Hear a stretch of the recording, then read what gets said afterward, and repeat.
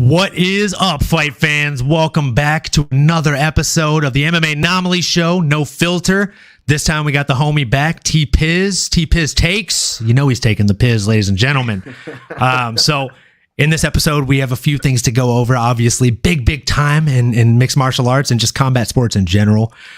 We have Jake Paul going up against a real boxer this weekend, and Tommy Fury, real boxer, super real.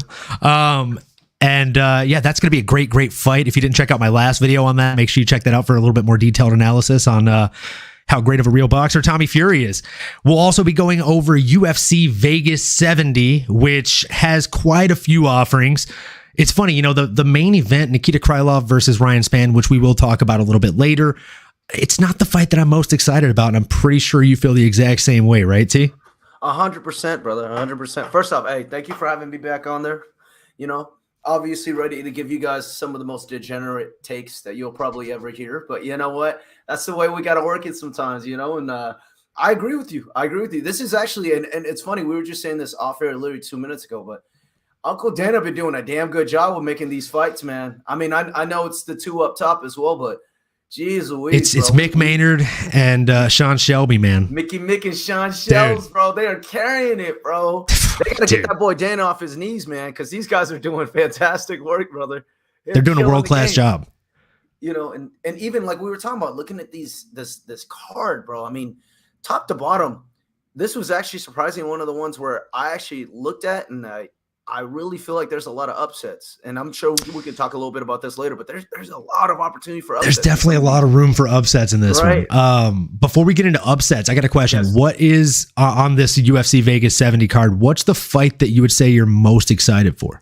Whew, man, I think in truth, as much as I like the light heavyweight fight with, you know, Nikita Krylov and Ryan Spann, I mean, I'm a big fan of both those guys, and sure. I mean, just even in both their last fights, I mean, if we talk about Ryan Spann, the way that he has absolute knuckles and the way he dominates, I'm pretty excited for that fight, man. But I don't know, man. I think there's a few fights back here that I actually would like a little bit more. I mean, you know, I'd like to even potentially look at some of the earlier fights, you know, Rafael Alves versus Nurul Aliyev. I mean, I think that one in itself is one of those that I wouldn't even potentially consider it upset on. You know, I think Rafael is constantly getting looked at as not really that sharp of a fighter, but it's crazy. But his hands, look at his resume, bro. Yes, and his groundwork is insane, bro. It's insane. I mean, I think even if you look at some of his last fights, bro, I mean, he's literally fought some of the top athletes. So I mean, looking at that potentially, and you're fighting a guy that's, you know, potentially going in, I think this is his first major official fight. I think he was a contender prior to this, right? Was he? Who are you talking about? Rafael Alves, or are you talking about Nurul? No, I'm sorry, Carl. Aliyev? Yeah. Wait, Carl. Who are you talking about? Oh, I'm sorry. No. Aliyev. Yeah. I was like, whoa. You're switching fights on me. Nurul Aliyev. This is his first big fight. Before this, I think he was on the Contender Series, if I'm not mistaken. But you know, Rafael Alves, I know sometimes in Brazil they do the H instead of the R. So want to be politically correct, you know, Rafael, whichever one. Either way, that guy's a freaking beast. And like you said, his resume proves it. Like, he fought the Uber Chad of the division in Drew Dober. And that was not one-way traffic. Like, that fight was very much back and forth. One of my favorite clips to show people to get them hyped up is the clip of Rafael Alves literally dodging a flurry of punches from that Uber Chad, Drew Dober. I mean, granted, that was moments before he lost the fight, but Drew Dober's a hell of a fighter. So you can't knock him. You know? No, not at all. Like, he will knock you most likely. So yeah, I mean, he has a hell of a resume, and you know, again, like you were saying, just to echo that fact, there are a lot of really, really fun fights to be excited about. I know for me, the fight that I'm hands down most excited about on this entire fight card has got to be the return of Tatiana Suarez. It's her first fight back after 4 years. I'm curious, like, how do you see this going for her? Because she's not fighting a scrub, right? She's fighting Montana De La Rosa, and that's a beast of a woman.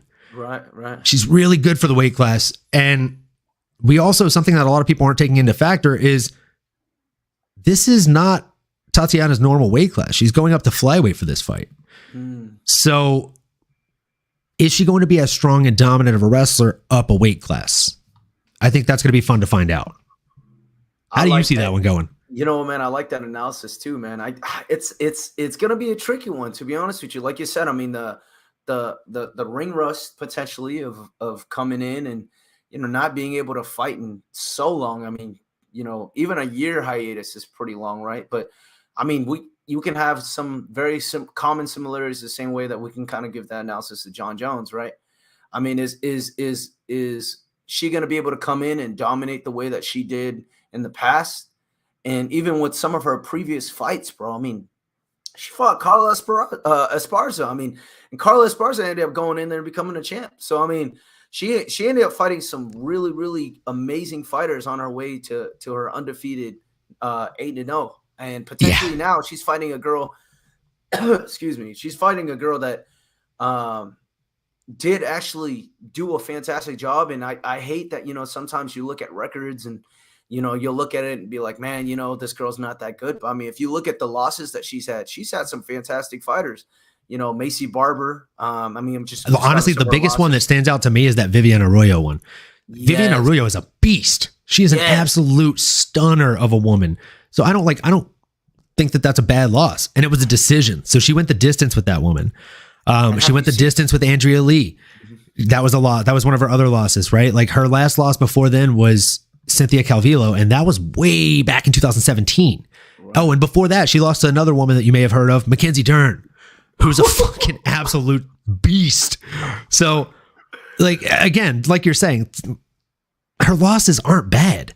And by the way, the Cynthia Calvillo and Mackenzie Dern losses, that was before any of those three women were in the UFC. Those losses came from LFC and LFA.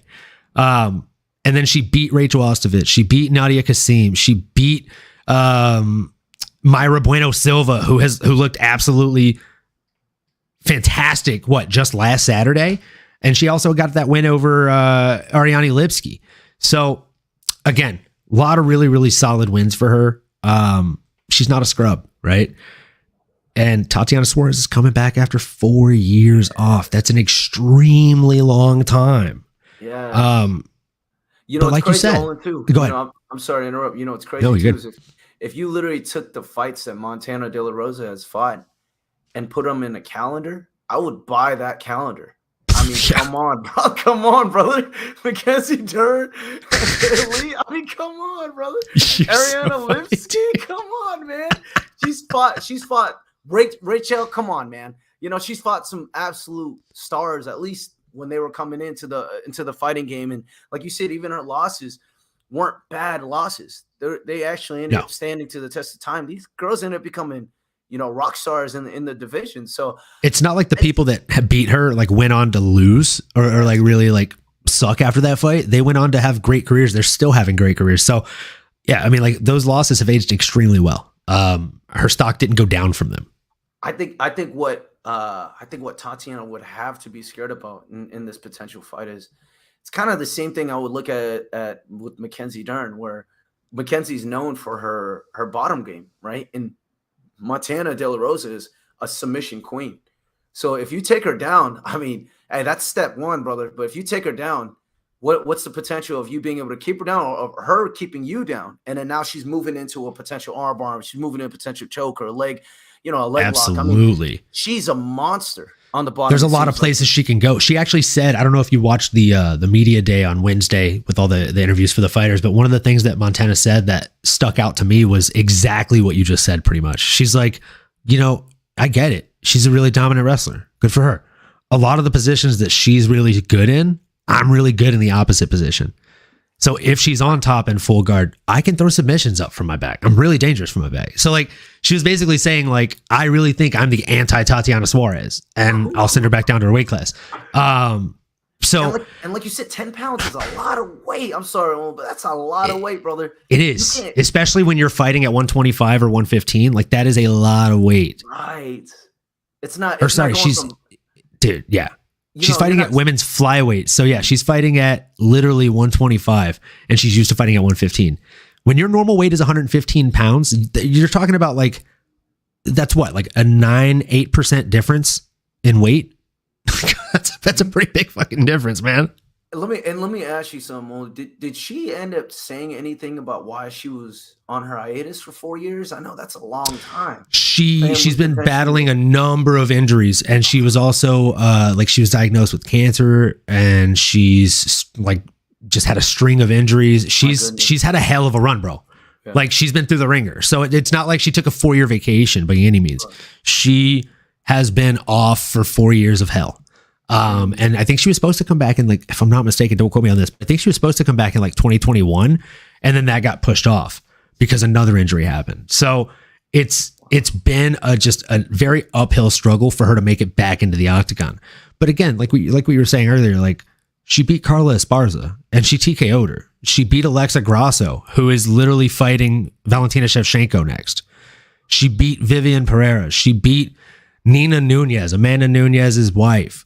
Like, she's beaten world breakers. Oh, and nobody's freaking beaten her, which is just kind of an incredible factor in itself. Right. And you can almost consider her almost like a premier fighter within the women division still. I mean, just absolutely. To say that, we've barely just gotten the taste of time of female UFC. And even LFA and everything that's adopted early, and UFC finally being able to incorporate that. It's funny too. I actually just seen this clip of Ronda Rousey when she had gotten into the scene, and everyone was going hype because we finally got these amazing fighters that people have known for so long to finally get in and be able to dominate. And for her to finally get a taste of it, just barely a taste of it before she ended up going down with an injury. And like you said, I mean, kudos to her too, to be able to fight back from cancer. That's an amazing feat, dude. Yeah. She's had a tough go at it. I know she was diagnosed with cancer at some point. I don't know if that was before the 4-year stint or during the 4-year stint. And then I know that she had like a laundry list of injuries that came up. I don't know the exact injuries. I'd have to look it up, and I don't want to lie, but I know she had a lot of really, really like pretty crappy injuries, a really, really rough run. I'm super excited to see her back. Let me ask you something on this. So do you feel like it's going to go the way that it seems like most of Montana's fights are going? Is win or loss. She's usually getting with decisions. Obviously with submissions, and the knockouts were a little bit earlier in her career, but you could say the same thing about Tatiana, right? She's had that little bit of hiatus. So would you say that it's potentially going to be going towards a decision route because she has a little bit of, and I hate to say it again, ring rust, but being able to get yourself back into that speed of, hey, this isn't just practice anymore, brother. Sure. We're not just doing training, we're going into real combat. This girl wants to win as much as you want to win. So I'm just kind of curious, will she kind of go more of the, conservative route of saying, let me take a step back, understand the speed again, or you think she's just going to go and be like, hey, screw it, I got these. I think she gets a finish. I think she gets a submission win over Montana. I think she tries to get it done as quick as she possibly can because she doesn't want to take any more damage and risk another injury getting her out of the game for another year, 2 years, 3 years, 4 years. I really, really think that this is going to be her time to shine. And I think that if you look at like what she's done in the past, again, she TKO'd Carla Esparza. She TKO'd the gal that she fought, Arlene Coben, at Gladiator Challenge right before she got into the Ultimate Fighter house. Before that, she got a submission via armbar. To win Ultimate Fighter, she got a Bravo choke. So, I mean, she's no stranger to getting finishes, right? Like if you look at her 8 wins, she has 3 decisions, 3 submissions, 2 KOs. So realistically, she has an over 50% finish rate. And I think after 4 years off, not getting to go as hard as she can, not getting to go live with somebody, so to speak. And that's something that she really harped on at the media day on Wednesday, that getting to train versus getting to go live is 2 very, very different things. And she was very excited to get to go live again and get to like spar and do real things. And she's even more excited to get back in the octagon. So I think that general excitement, we're almost going to see somebody that doesn't have to face the octagon premiere jitters, but has the same excitement and drive and hunger as if it was her UFC debut. That's what I really think. I think, it like as a betting man, would I bet on her this weekend? Not a fucking chance, dude. She's like a minus 750, I think, last time I checked. So no, after 4 years off, I don't feel like if you're asking me what I think. I'm not putting money on her though. So yeah, I definitely think that she's going to be very, very fun to watch this weekend. And I think that win, lose, or draw, it'll be nice to have her back in the division. And I think, again, win, lose, or draw, I think she goes back down to 115 and runs that house. Mm-hmm. Who? I'm trying to think of right now on the top of my head. Who's the champion at 115? Yeah. Zhang Weili.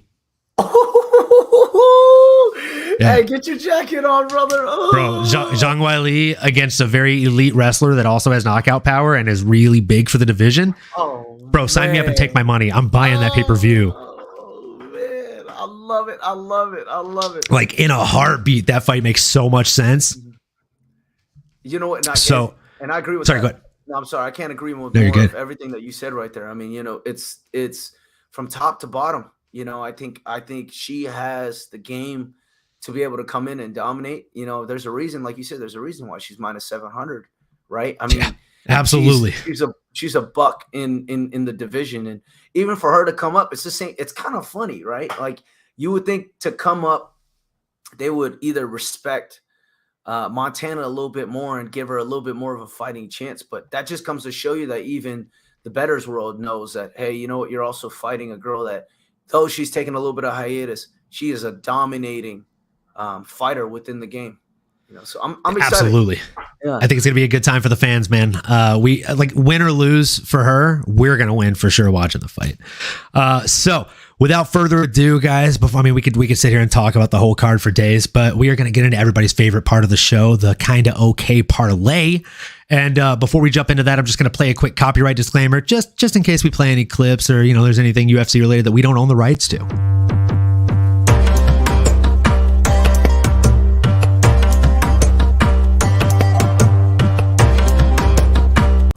MMAnomaly presents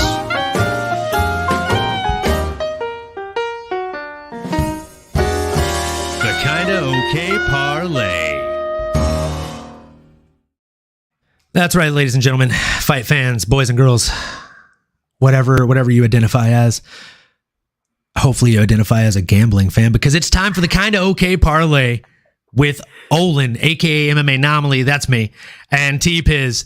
That's that guy. I had to figure out which way I'm pointing here. Everything's backwards. And who has two opposable thumbs and's taking the piz? That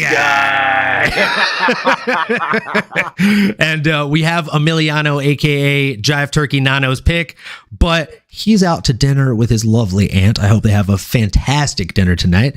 And we'll go ahead and start with the man, the myth, the legend, Mr. T-Piz himself. Why don't you go ahead and just tell us, who are you going with?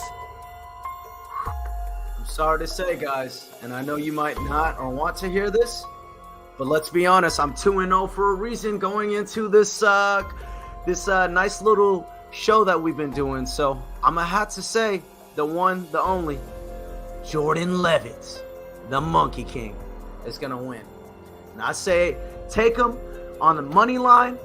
Take them on whatever spread that you can. Doesn't matter if it goes from minus 110 on a pick'em, which is where it is right now, if you're very lucky to be able to get them.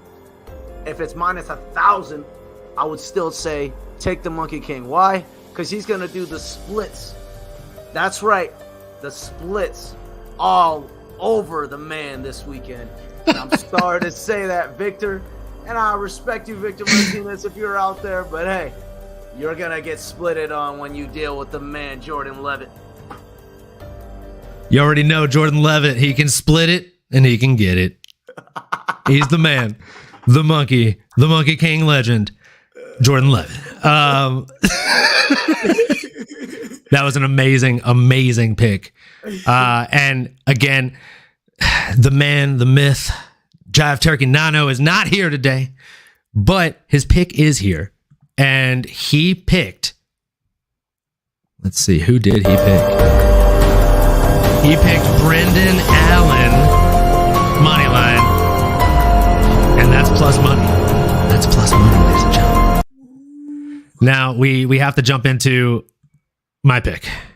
And, it's with great pleasure that I bring you this pick. We are going with the man, the myth, the ultimate legend, the guy you don't want your mom to walk in on you watching one of his fights because he's going to be dry humping a man in the face. I'll pull up a clip of it. Don't dare me to. The man, Dante Mace. Dante Mace.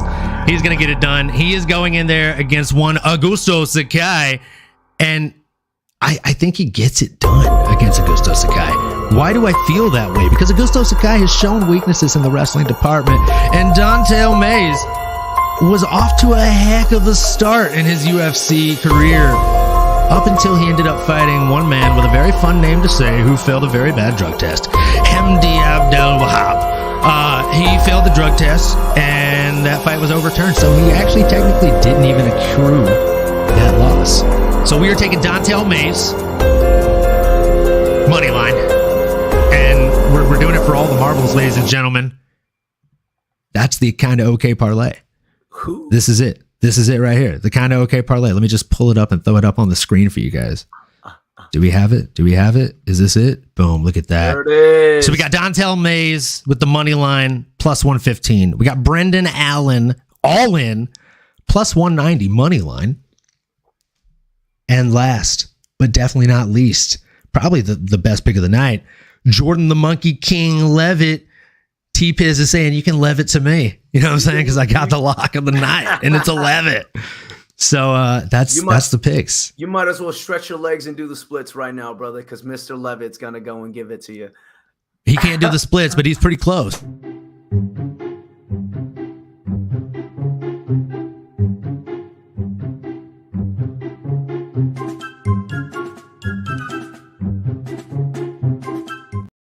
Ladies and gentlemen, comedic relief. There's absolutely no way. I know that was going backwards only, but there's absolutely no way he did that for 5 seconds. There's no way. He did it for maybe more than 5 seconds, actually. That's my lock of the week, ladies and gentlemen. That's the guy, Dontel Mays. Just in case you...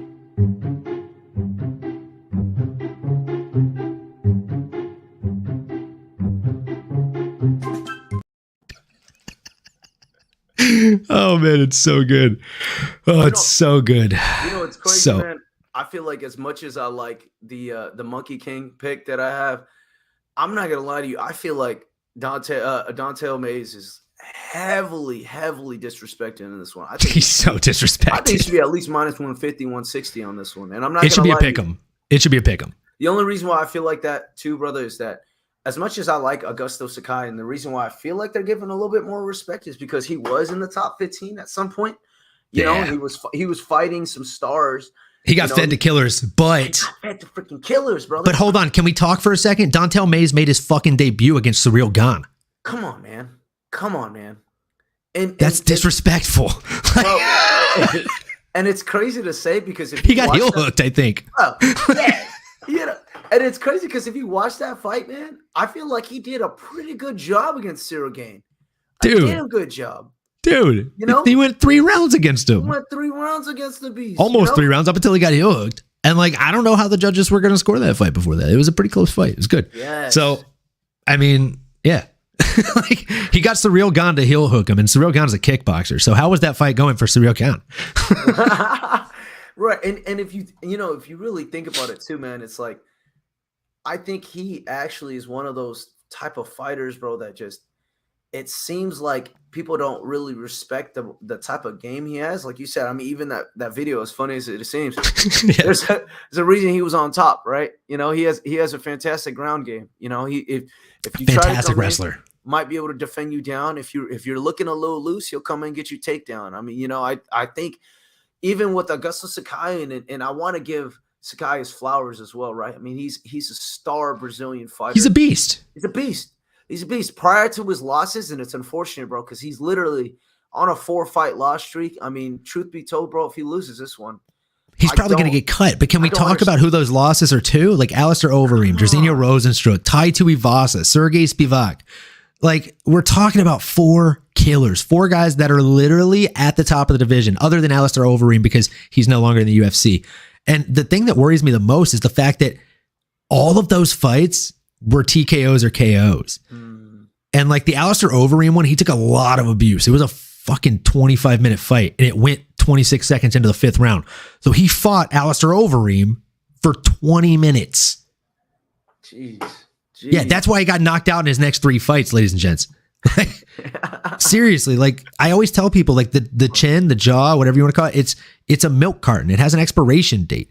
Every single time you get that big knockout punch across it, it's like when you forget the milk out for 30 minutes to 40 minutes out of the fridge. That's taking a day off that expiration date. You're shortening the shelf life of that milk. The milk's gone bad for Augusto Sakai.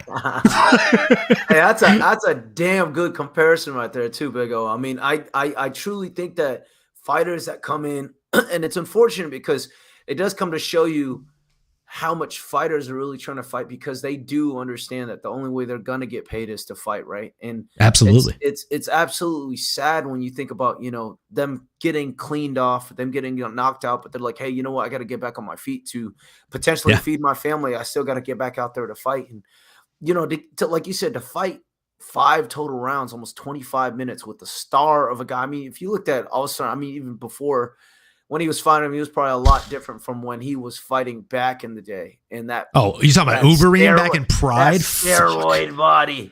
Back when he was on steroids, they could hit 205. Man, fuck you. That shit was crazy, dude. I remember one of my favorite highlights that I've ever seen is when Alistair Overeem went up to do weigh-ins, and I think it was Ariana Celeste, and she was in the back just wild. And she's like open.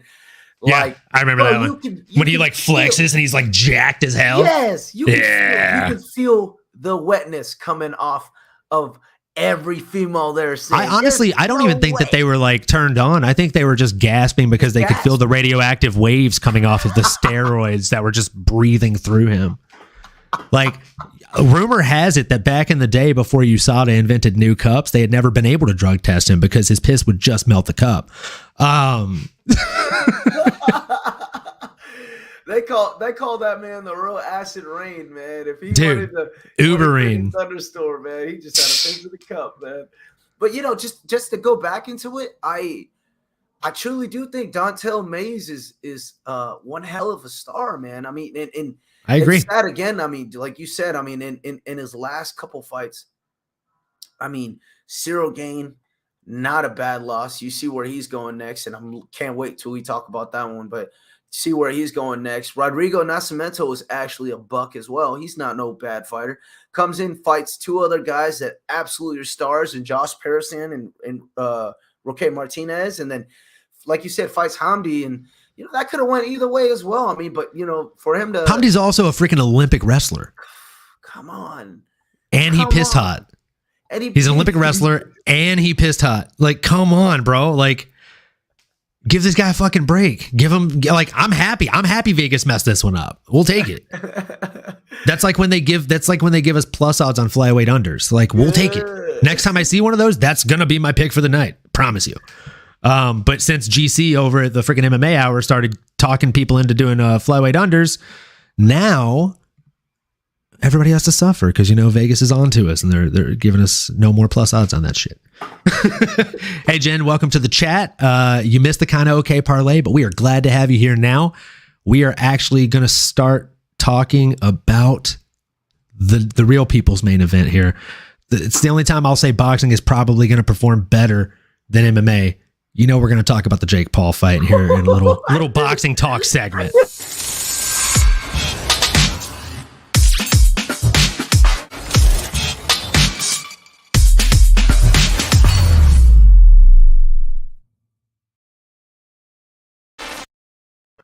All right, so let's talk about Jake Paul versus Tommy Fury. Do you want to go ahead and take the lead on this one? Yeah, man. I think first off, who do you have winning? First, oh man, this is kind of a risky pick, man. I mean, I think this being there's a lot of factors that go into this one. You know, there are. I think there's so many different, what would you say? So many different outside outliers, right? Like, say for potential, they're fighting in Abu Dhabi, I believe, which Saudi Arabia, I think. Saudi Arabia, I appreciate that. So they're fighting in Saudi Arabia. Obviously, weather, time difference, everything's going to play a huge role.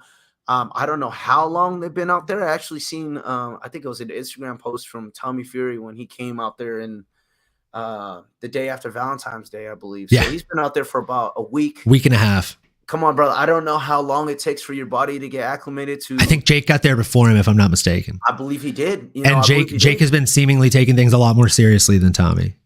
And you know, I think the crazy thing about this is that I haven't seen real boxer. I haven't seen Tommy Fury fight like ever. And you haven't ever watched him fight? I watched his highlights. Let me take that back, brother. I watched his highlights. Dude. I watched his fights. But after we get off, you got to go watch my last episode. I have some clips of his fights in there. They're beautiful. Just to give you a heads up before you tell us who you think's going to win. He is 8-0, which is 2 more wins than Jake Paul has, granted. But the combined record of his opponents is 32 and 269. Jesus. 32 wins, 269. Mind you, a majority of those wins came after the people lost to Tommy Fury. Where'd they find these guys, brother? You think they found them in like the London? One of them was a cab driver. Brother. Jesus. Yeah. Hey, he was Jake Paul keeps making jokes about that at the media days. He said it like 3 times today. He's all, I mean, look, he's not fighting a cab driver on Sunday. He's fighting me. I take this seriously. I mean, and if you think about that, right, bro? I mean, you know, if you're fighting guys that it's not their main source of income, it's not their main source of drive, you know. I mean, if that's the thing, like if you're fighting somebody like a part-time boxer, that's why they say like you can't play boxing, you can't play MMA, mm-hmm. Like you have to be doing it full time, because if you're not and your opponent is, you're going to get beat up, you're going to get hurt. That's how people die.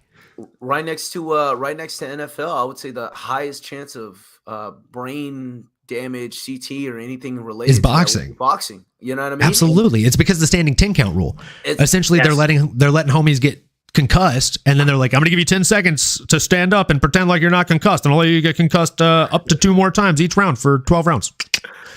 No problem. And even like you said, you know, and you did such a great comparison just recently. There was that milk carton. The milk carton comparison. You know? Even if you don't get knocked out, brother, if you're taking 1,000 freaking punches per day or per time, or absolutely going into the training, it's like, man, I did sparring for 2 months, 3 months.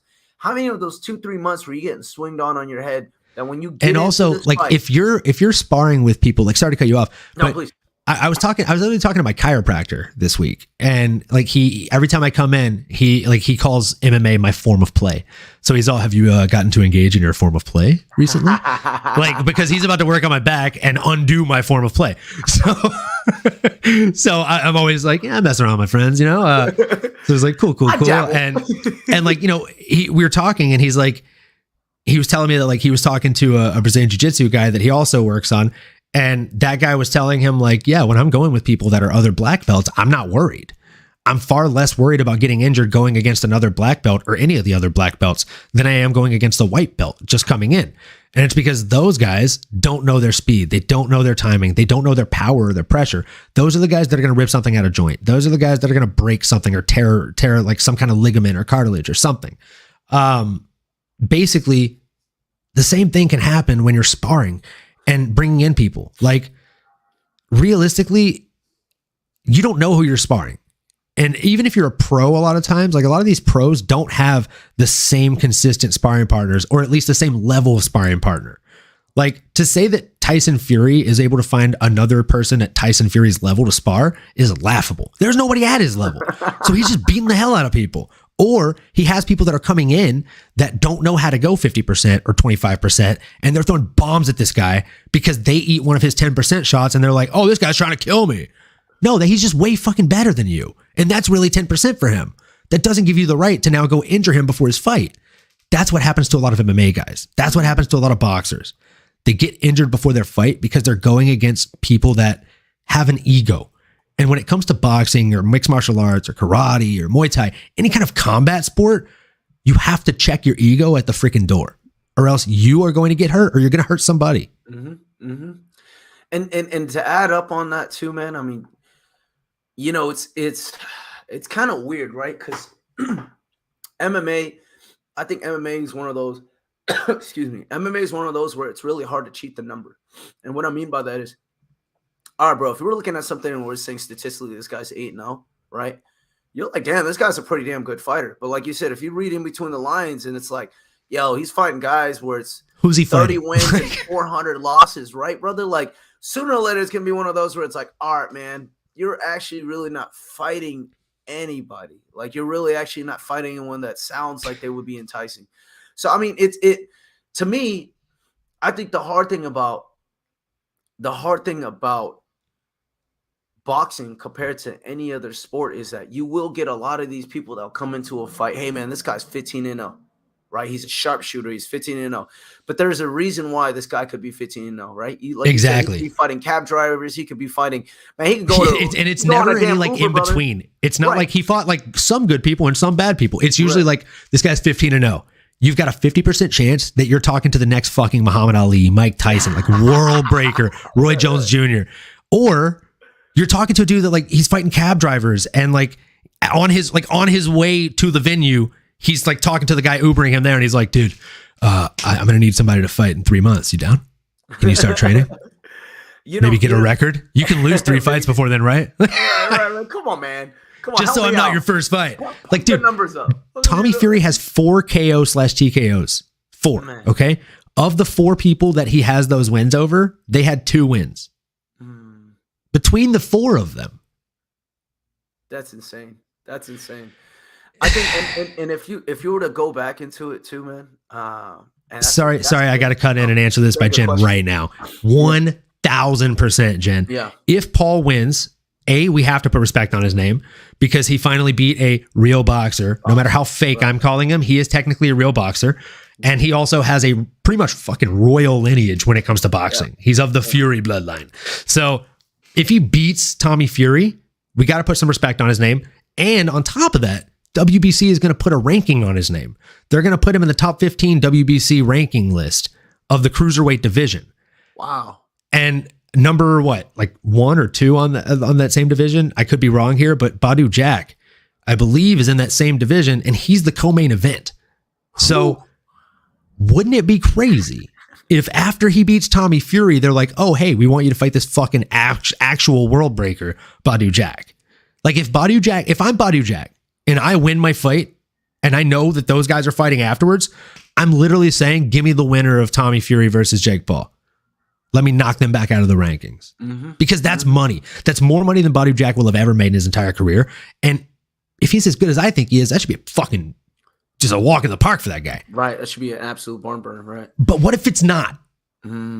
What if Jake wins and then he actually, even if he doesn't win against the Badu Jack, if Jake then goes and fights somebody like a Badu Jack or an actual WBC ranked boxer, anybody in the top 15, right? If he lasts and loses a decision, everybody, including myself, will have to stop talking shit about Jake Paul. And it'll be a sad day, but it's fucking truth. Like, yeah, I haven't cried that much since Ash became the Pokemon King at the end of that. He finally did it. He finally did it. I think, it's 24 years of being 11 years old and the kid did it. You know what, Jen, you're pretty funny because that's true. I'm not gonna lie to you. I mean, I agree with both of you guys on that. It's kind of hard because I think it's like one of those situations where you hate the person for what they brought previously or what they did previously to what they are doing now, right? And I think it's kind of hard to disrespect a guy if he's actually dedicating his Is it actually Pokemon Day? Is it Pokemon Day? Oh my God. Oh, we're creating a segment without a doubt. Dude, let's do it. We have to, bro. Gotta catch them all. Gotta catch them all. And if you were to say it like this, right? I think looking at his fights, right? Even if you were to say evidently, yeah, he's fought in guys that were in the UFC, but they were a little bit more older. And, even in cases like this, where it's like, you're fighting guys that, I know they were talking about how these guys could have potentially took a fall. And even still, even still, there's not a fucking chance. But I wanted to correct on that, right? It's like still, 2 out of 3 of those big KOs, like you see the sweat fly off them boys' faces, dude. Like he cooked poor Tyron Woodley in that second fight. I wanted so badly for Tyron to beat him, and I saw that happen in real time, and I was like, Well, he got him. And he'd been setting it up the whole fucking fight. He'd been going to the body, digging to the body. And that was the night when I was like, I'm going to talk a little bit less shit about Jake Paul. Yeah. Maybe he's okay at this whole boxing thing. And here's the thing, right? I think at the end of the day, the reason why you got to respect a guy like that so much is that we got honey dicked. Pokemon Day is February 27th. Oh my god! I knew someone was honey dicking us. I almost pulled up my Pokemon Yellow just to make sure that I'm about to reinstall Pokemon Go. Go on a motherfucking walk. About to see what we got out here in San Diego. Hey, brother, but you know, like in this, and to kind of go back on topic when you were saying who would win this, you know. It's hard, man. It's hard because, you know, you look at both fighters, they're undefeated for a reason, right? Even if this guy's I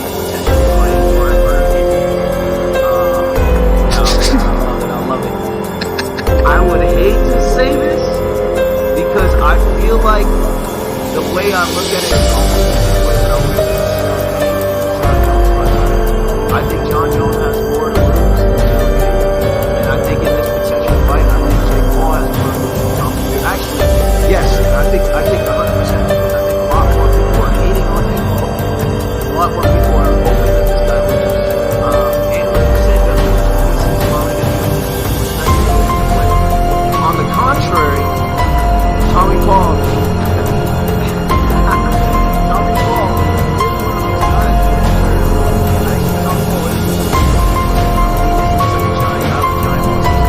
Tommy Paul or Tommy Fury.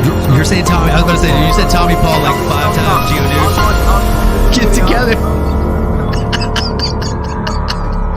I think Tommy Fury is one of those guys, man, where he, like you said, he has a great lineage. I mean, it's not just his dad, it's his brother. I mean, you know, I think the people that he finally has behind his back, I think in the last 8 fights that he's had, brother, even if it's his dad that was supporting him, I just don't think he was getting the type of opportunity and help that he might be getting now.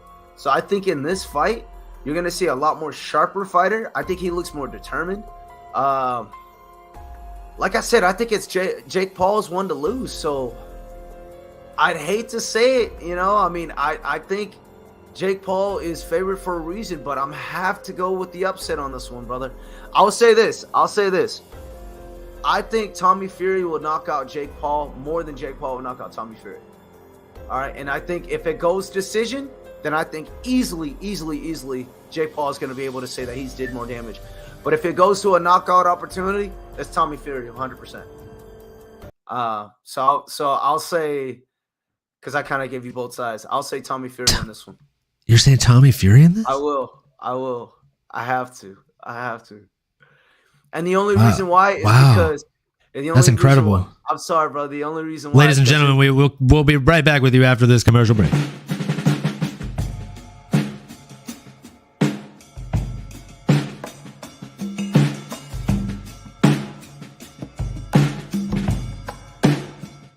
I'm just kidding. Is Geodude evolving? Oh no, it's coming. Oh my god. Jen, I think you're going Fury just because you really hate Jake Paul. And I actually have a sneaking suspicion that you're going Fury because you think he's super hot. Like, can we just be honest here? Like, Jen got a lot of boyfriends, man. Jen got a lot come of boyfriends. on.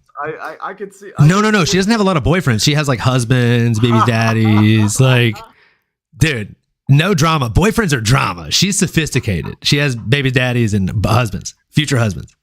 You know, that's correct. That's the polygamy queen, right? That it's not only true, it's a fact. You heard it here first, kids. And this is all your fault. So I 1000% disagree with both of you. I love and value you both as friends, and I appreciate you, but I disagree with you firmly. I just see, they just don't know it yet. Baby daddy of the future ex-husband, future husband to be. Lots of fun to be had. Can't wait till they find out, Jen. Let us know how that goes. We'll have you on that episode. And when it comes to Tommy Fury versus Jake Paul, Jake Paul is going to knock him out inside of 5 rounds. Oh, I love that. Friendly wager of 10 burpees. Yeah. Boom. I'll send you a video of me doing 10 burpees if your boy Fury gets it done in any capacity. And if Jake Paul gets it done, I'm getting a video from you and I'm getting a video from Tien. That's a fact. Jen, I don't know how I just got into this. And this is the wild thing. Women will get you into bets you've never expected. You'll just be sitting there and be like, what did you do? Wait, I agreed to what now? You can do 10 burpees. Your body will thank you. I'm there, brother. I'll take the bait. Let's go. Let's go. I think I'm telling you right now, bro, I can read something right now. I'm reading something right now, brother. I just think that Tyson would have been able to train Tommy just a little bit more in any of his previous fights. I think he would have been able to say, hey, you know what, brother? I think you need to, go to the bathroom, throw some water on your face, and realize it's going to be a big money fight and a potential for you to actually go in and show why you're a boxer, right? But I don't know, dude. You can give me the butt here, brother. I want to hear it from your behind. You know I'm a big Sir Mix-a-Lot fan, so I like big butts. So I got a big butt for you. And that big butt is, I'm just gonna use. We're gonna keep going with the analogies and the comparisons here. Here we go. You ever watch a sport called football? And I'm not talking about the European one. I'm talking about the American one. Because we live here in America. NFL, that one. Yeah, familiar. Heard of that game? Oh, yeah. Cool. So there was this quarterback. He played for a team, kind of an unknown team. You may not have heard of him, Atlanta Falcons. He was a really good fucking quarterback, like a really good quarterback. He did some questionable things like making dogs fight outside of the NFL. You may have heard of him. He got a very, kind of an infamous guy, not really a big name quarterback. Michael Vick. Yeah. You heard of that guy? Greatest man in... Oh, I can't say the greatest man. But yeah, greatest man? No. One of the greatest quarterbacks. Sure. Yeah. Man, when it comes to quarterback. Yeah. He's good. He's good at the game. So can we separate the art from the artist? Absolutely. You know what I'm saying? Like, I don't care what the guy that works at Subway does outside of Subway. I just want him to make art whenever I order the sandwich. If he does that, I'm happy with the guy that works at Subway. So Michael Vick, he did the job well. We're not going to talk about the dogfighting and stuff that he did outside of that. So getting back to the analogy here. Okay, that is Tommy Fury versus Tyson Fury. Okay, and you're going to love how I tie this all together. If Jordan is watching right now, he's probably going to pee his pants. It's going to be fantastic.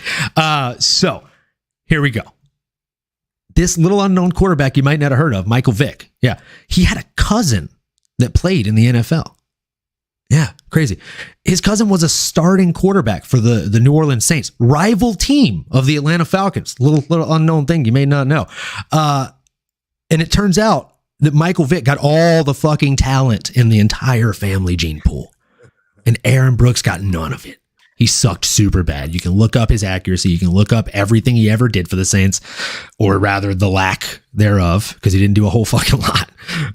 I can tell you that there was a guy that played like second or third string under Aaron Brooks. And again, probably another quarterback you never heard of, Jake Delhomme. When he finally did get to start after leaving the Saints, he took the Carolina Panthers to the fucking Super Bowl. It's wild.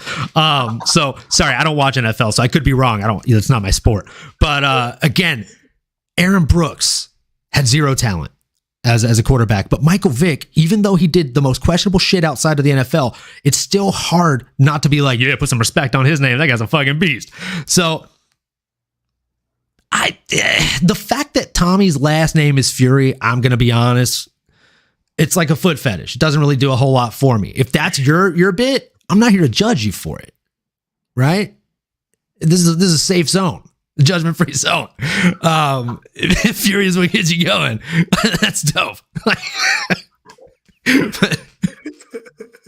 know what I'm saying?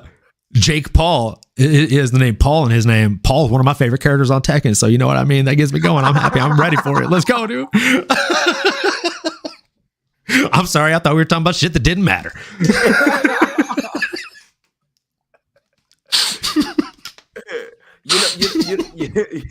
You know what? If we were to talk about that's hilarious, man. Because I am a kicker of foot fetishes. But you know what? If there was a person there was a person, brother, that looks like they if there was a person that looks like they trained more, Jen, you're hilarious.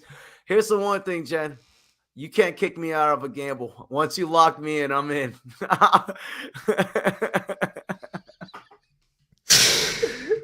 He's locked. He's locked, stocked, and 2 smoking barrels. We're ready to go. That's the reason why they say I'm taking the piz, right? I'm gonna take it regardless. You know what? I'll say this: only if there's one person out of the two that looks like they've trained more, and it looks like they're a lot more sharp, and it looks like they dedicated more time to it, it's gonna be Jake Paul. Absolutely. Jake Paul. I mean, I just think there's too many outliers. Hell, I think Tommy Fury, I'm pretty sure, just had a child recently. So, you also got to count that into his mindset. Well, I mean, he did get his fame from Love Island. So, popping out babies. Yeah, come on now. So, I mean, if you think about it, right? Like, I think when it comes to him, even with that idea of him just potentially just having his first kid, or I don't know if it's his first kid, his mindset is already thinking like, okay, it's not even in boxing. There's nothing else to do. I mean, how many undercards can you box on per year? Am I right, guys? Right, come on. What's funny is like this is what Jake Paul's 4th or 5th time headlining a card, and this is going to be Tommy Fury, the real boxer's first time. So I think he might get the big headlight jitters too. First time under the big bright lights, first time headlining a card, and again, like I don't know if you watched the actual like presser today for the boxing or for like Jake Paul versus Tommy Fury. There were some hilarious moments. Mike Tyson was in attendance. He was sitting front row. And at one point, Tommy Fury or Jake Paul gets asked something about his opponents and how, like, this is your first real boxer you're fighting. He's like, that's the thing. Everybody talks about how my past opponents were old or were MMA guys. You put Tommy Fury in the ring boxing Anderson Silva kills him. And he's not wrong. Anderson Silva would kill Tommy Fury. But he couldn't do that to Jake Paul. And then Jake goes on to say and you want to talk about age? He's like, Mike, you're sitting right here. How old are you? You're older than Silva. I bet you beat the fuck out of Tommy. Am I right? And Mike literally started like fucking belly laughing out loud, bro. So like, he pretty much has Mike Tyson behind him. And he's like cracking the right jokes. And then he stood up at one point and challenged Tommy Fury, as he's known to do in most of his pressers, to a winner take all bet. He said, if you win, I'll give you my entire paycheck. I won't make a penny on this. If I win, you make nothing on this. Because Jake Paul's the promoter anyway. So he's like, I mean, I'm already the guy that signs your check. So why not just agree? And Tommy's like not saying anything. And then Jake stands up. And when Jake stands up, Tommy's like, what are you going to do? You going to do something? And he's like, I'm standing up to shake your hand. That's what you do when you make a bet. And then Tommy's dad stands up because, of course, when Jake Paul comes out, he comes out with the people he's training with. When Tommy Fury comes out, he comes out with his daddy, which is just fun. Very masculine move. So what the best thing about the whole presser though was when Jake proposed that deal, Tommy had like cat got your tongue vibes, and his dad stood up and said, "We agree. You got yourself a deal." And then Tommy's like, "Yeah, we agree." All right, Dad. Yeah, I guess we do, Dad. I guess we do. So they shook on it. And then his dad said, I want it in writing. And then his dad said, I might misquote him here, but I think the exact quote was, look, listen, if Tommy Fury can't beat Jake Paul, he doesn't deserve payment. Wow. He is not kidding though, brother. He is not kidding on that. He's going to lose to the guy that he's ducked into for 2 fights. 2 years, bro. Oh, and then also today on fucking Stephen A. Smith's show, Jake didn't show up. Or sorry, Tommy didn't show up. Wow. He didn't show up for the first half, and then when he did show up, because the first half was just Jake Paul talking to Stephen A. Smith, and he's like, "Yeah, this guy's been ducking me. This is what he's good at, not showing up." Wow. So Stephen A. Smith gets him on, and he's like, "All right, well, we got you here. Thanks for joining us, Tommy. Jake said that, he thinks you've been ducking him, that you've pulled out of the first 2 fights that you guys had scheduled. Is that true? Are you ducking him?" And then, dude, I kid you not, you can't script it better. Tommy Fury loses connection and disconnects from the call. That's hilarious. That is absolutely. And then Jake Paul instantly with the gift of the gab comes in and fucking says, you know, Tommy's Wi-Fi is like his boxing. It's good, but it's not great.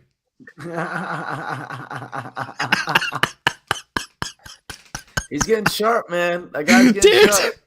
Well, I feel like he's been hanging out with Chael Sonnen. Oh my god. The most badass guy, you know who. But you know what? I will say I do feel like Jake Paul has every avenue to win, right? I think he has, like you said, him promoting has only gave him more opportunity to have more potential fighters to come in to help him train, you know, more facilities that can also go to, like him going to Abu Dhabi probably wasn't, or I'm sorry, Saudi Arabia. It wasn't just a week, 2 weeks. Like you say, he could potentially been out there for a month. He doesn't have a kid. I would imagine he's been out there for a while with his posse. You know, just acclimating and getting ready. He probably has the only thing in his mindset right now, which is I want to be hungry to fight. You know, that's the one thing he wants to. He genuinely seems like he wants to be a cruiserweight world champion in the WBC. Be dope. That'd be dope. He said that today, like at the presser. He literally is like, people think that I'm still a YouTube guy, but I'm trying to tell people that I'm a boxer, and they won't take me seriously because I haven't fought a real boxer. I've tried to fight real boxers. I've actually tried to fight this guy. This is my third time. I tried to fight another real boxer that you guys said was way bigger than me and would kill me, and that guy pulled out of that fight. So I'm hoping I get to fight a boxer Sunday, because that would be neat. It's like, and I want to be a champion, and you know, this is the first step in that.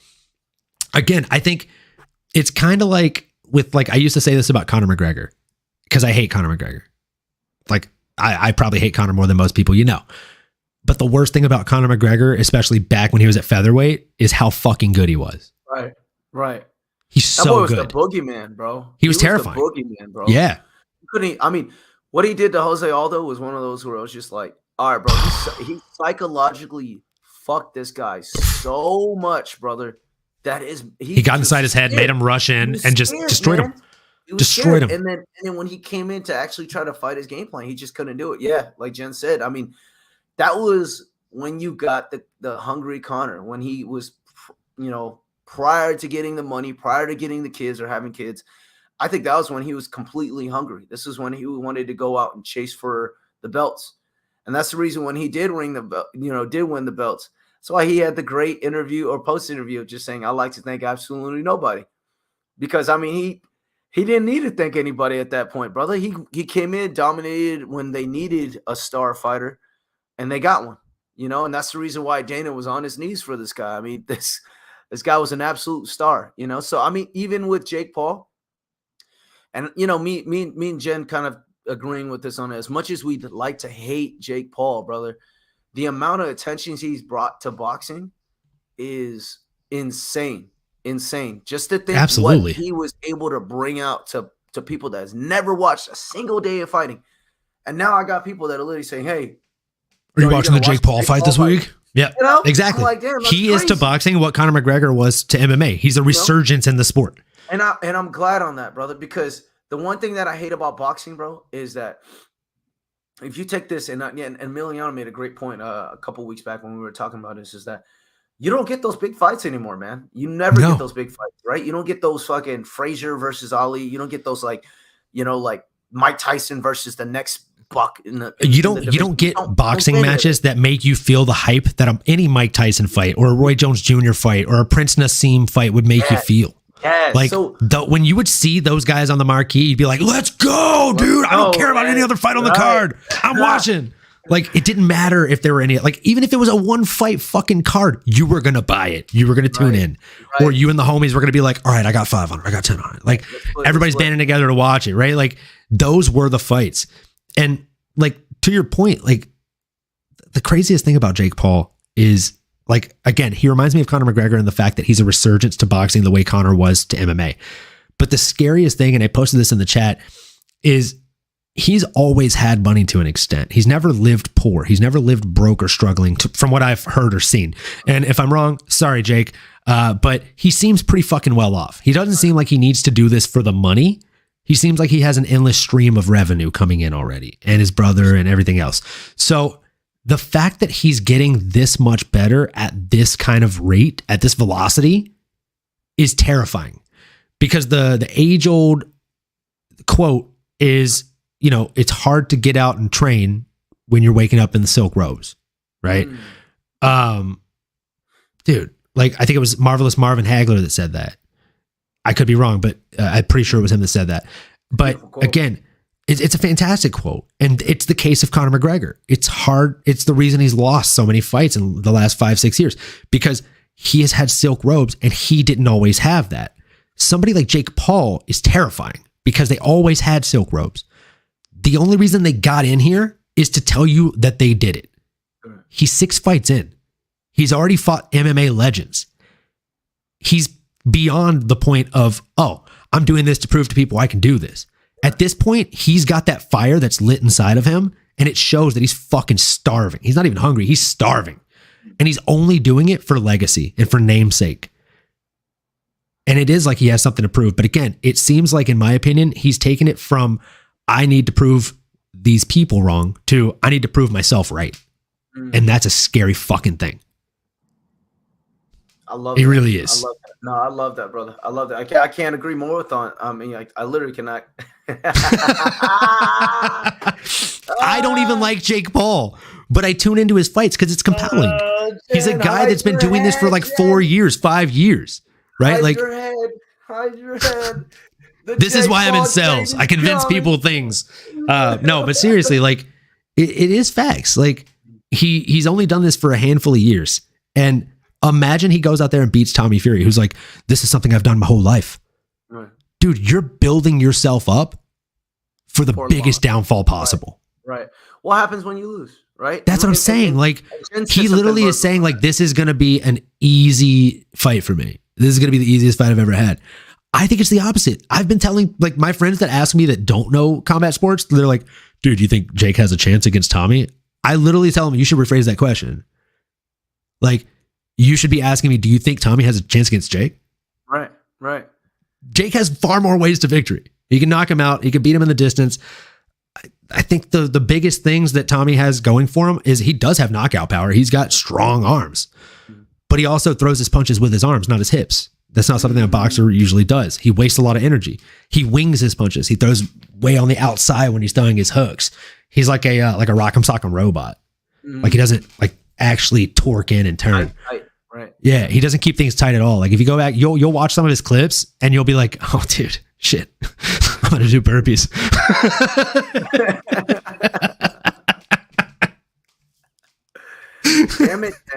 Damn it, Jen. But and I do want to, because I think we can bout on this boxing fight as long as possible.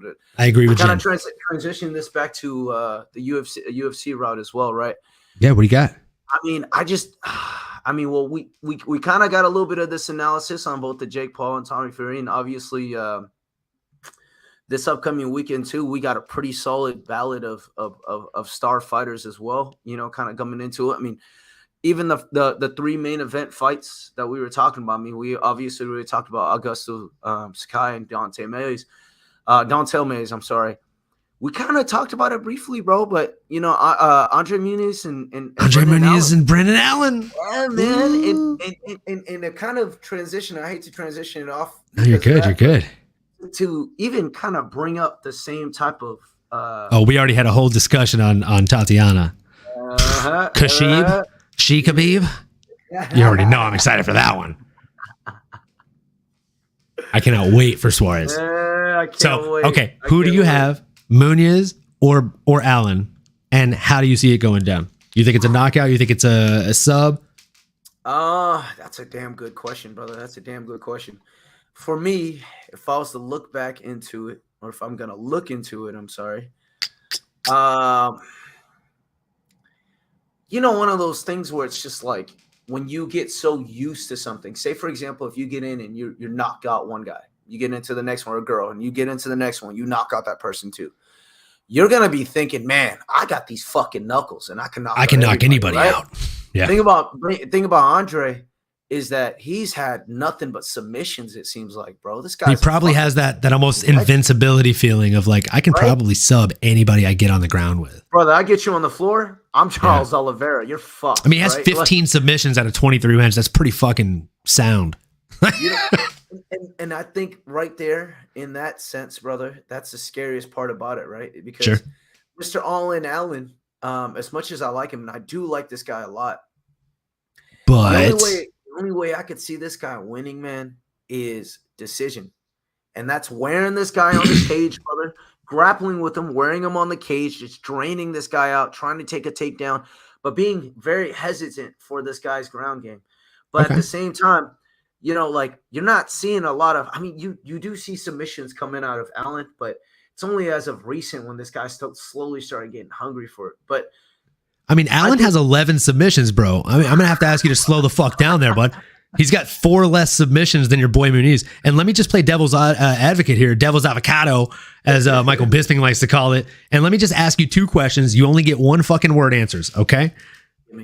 Or 2 word answers. I just want you to list who you think would win this fight, okay? Andre Muniz versus Chris the Action Man Curtis. Who wins? Ooh. Just the fighter. Who wins? Ooh. Quick fire. Who wins? I had damn, that sucks. I mean, Andre Muniz. I got to say Andre Muniz. All right, he says Andre Muniz. All right, so question number 2. Andre Muniz versus Sean Strickland. Who wins? Ooh, Sean, brother. I got to say. You got to say Sean? Sean just showed me too much, bro. He showed me too much. Perfect. You know? So Brendan Allen, one of 2 of his last losses in the last, 4 years, almost 5 years, was Sean Strickland. Before that, it was Anthony Hernandez. So, I mean, again, I feel like you're disrespecting my boy Brendan. I don't know. I mean, I like Andre Muniz, but Brendan Allen is somebody that, you know, though he doesn't have 15 submissions, he has 11. And he's got 5 TKOs. So, you know, I think you're disrespecting the boy. No, you know what? And I hate to disrespect him because I am everlasting disrespectful. But when it comes to the fight game, you know, when it comes to what has been shown, who's a little bit sharper, who seems a little bit but sharper, the hard thing about this is Brendan Allen's one of those guys that just fights fresh. I mean, he can fight today, brother, and in a month he's fighting again. This guy, I think if you correct me if I'm wrong, I think he fought 3 times in 22. You know? Yes, he fought, and they were pretty back to back, like February and then June and then October. Like, and again, like the first one was against Sam Alvey. That was a 2-round fight. Not like he didn't take any damage in that. Right. He ended up getting the submission in that one. Then he went against Jacob Malkoun. That one went the distance, and then he turns around after that and fights in October against Christoph Jotko, and that one was a first-round finish for him. So I don't know. I feel like he's young. He's riding a bunch of wins. He trains with the homie Dustin Poirier from time to time. I don't love that he's at Sanford MMA or whatever the fuck they're called now, Killcliff MMA. They change names every 3 weeks. I feel like that fucking Henry Hooft gym. I'll never be a fan of Henry Hooft. Okay, he's the fighter killer. He only has good fighters because he gets fighters that are good and makes them go with each other. But anything he teaches them just waters them down. I am a hater of Henry Hooft. Yeah, it's facts. I'm sorry, not sorry. No need. We are drinking a lot of haterade right now, so no need at all. I just have to remind people, Brendan Allen is on our fucking parlay. So whose side are you on, TN? I'm no traitor. I'm no traitor to my boy Emiliano. I apologize. Shackle my arms right now because I apologize.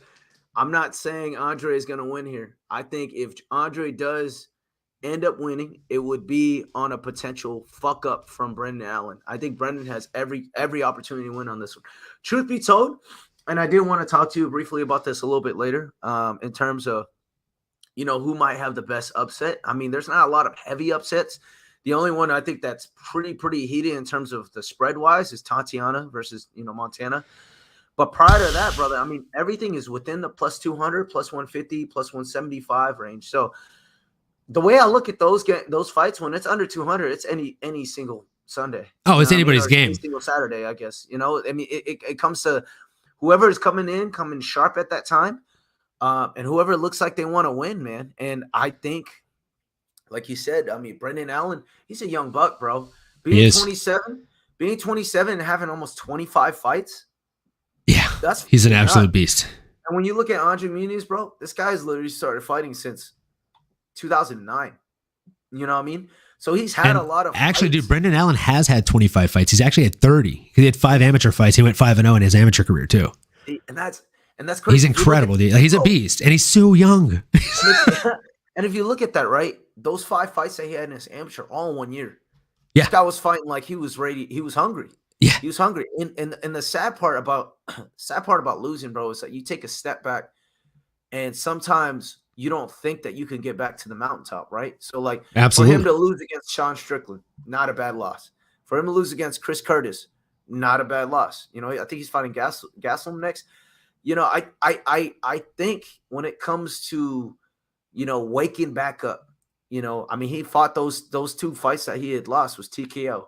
For him to get back from the TKO and get into submission, and it seems like on both sides. I mean, he had submission against Carl Roberson, and then going one against Sam the Smile Alvey. Sorry, Jen, but Sam Alvey. You know, I think it's crazy because when it comes to, you know, coming in and fighting your game, I just feel like whoever gets the best when it comes to dominating on the ground game is going to win. Because like you said, both of them have a fantastic ground game. So it depends on who gets tired first. And I think what we were talking about briefly prior to the actual podcast, man, bro, I think Brendan Allen has an insane grappling. He has underrated grappling. Underrated. Very underrated grappling. That's why I was saying, like, people, like, if you look at him, you're like, oh, dude, Andre Muniz can submit pretty much anybody. But then you look at, like, their submission wins, and it's a 4-fight difference. And the difference is, like, Brendan Allen has been fighting UFC level competition for years now, and he's been doing it very consistently. Like, the guy has had well over 10 UFC fights. So, and he's a Dana White's Contender Series alum. So, again, like, all the shine to the Contender Series guys. I think that show is paying for itself by the amount of talent that's come in from it. And I think that's going to be a great fight to watch. I think Brendan does it by knockout, though. I think he gets a knockout in the second round. You think so? I think he gets a TKO in the second round. I think they both wear each other out. I think that Brendan Allen goes into the third round, takes him down, drains the fuck out of this guy, bro. Just drains him out, and he wins by decision. That's my analysis. I think Brendan drains him in the first round and then cooks him in the second round with strikes. He's only ever lost 4 times, Muniz, and all 4 losses are TKO KOs. 2 of them were in the first round, technically. One of them was a doctor stoppage after the first round. One of them was 50 seconds into the first round. And the other 2 were in the second round. So, actually, no, 3 of them were in the first round. Holy fuck. Yeah, 3 of them were in the first round. The second knockout he had was at 251. So, I think he's going to get knocked out. You know what I mean, brother? You're fighting a young buck that's going to go in. And you got to think to be... And I hate to keep saying with the youth side, but, you know, I think we had a podcast recently where we did talk about, I'm trying to remember what was the fight, brother. It was prior to this, where we did actually talk about something that was just like this, where it was. Yeah, it was like a big age difference. It was a big age difference. And this one's not nearly as big of an age difference, though. This one's only 27 to 33. I think they're pretty close. Like, honestly, I would say that Andre Muniz is just now entering his prime. Like, I would say 32, 33 years old is your MMA prime. Yes. When the brain catches up with the body, all that good stuff. And Brendan Allen is still 5 years from his prime, which is fucking terrifying. He's going to be the next Poirier, who's like 10 years in and finally gets a title shot. Sorry to bring it back up, but it was Teixeira versus Hill, the one that we were talking about. Yes, Teixeira versus Hill. That was a great fight, too. Fantastic fight. Fantastic fight. Boy, did we not see that one going the way that it did, right? Oh, boy. I think we both really all agreed, right? That I don't even need to talk about that fight. So I think when it comes to experience, when it comes to skill and athleticism, I think obviously you're always going to want to go with the guy that's more seasoned, but when you talk about the sharpness and you talk about a guy that potentially, man, dude, he's fighting 3 times a year, 4 times a year. I mean, literally from 2021, 2022, this guy's fought 6 times.